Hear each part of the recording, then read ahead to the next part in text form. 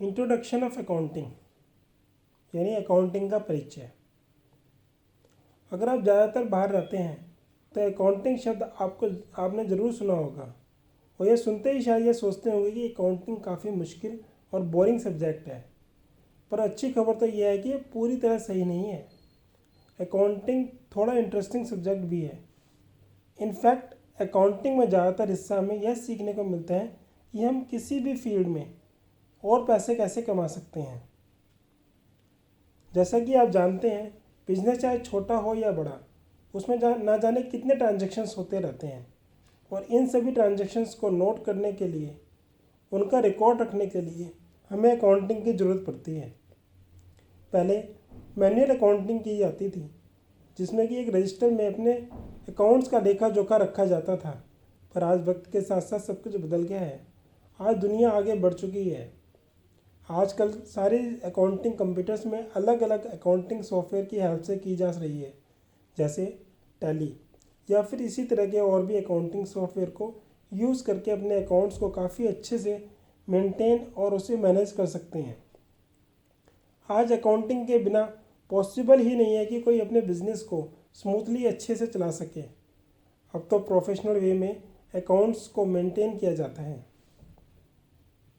इसे हम एक बहुत ही इजी एग्जांपल के थ्रू समझ सकते हैं।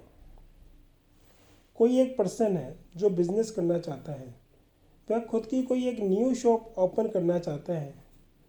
तो इसके लिए वह सबसे पहले कोई शॉप सेटअप करेगा, मतलब रेंट पर लेगा या ख़रीदेगा। फिर उसके बाद वह होलसेलर और पब्लिशर से कांटेक्ट करेगा।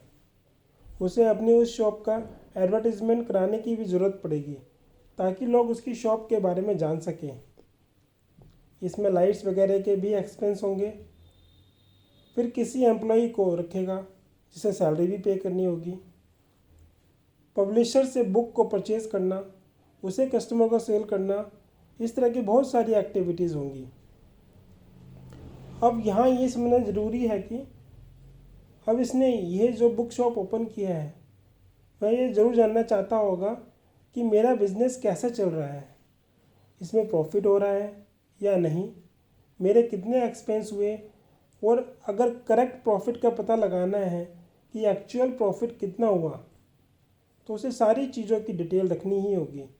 उसने कितने लोगों से सामान उधार परचेज़ किया है, उन्हें अभी पे भी करना है, कितने कस्टमर्स हैं जिन्हें उधार सेल किया है और उन्होंने अभी तक पैसे नहीं लौटाए हैं।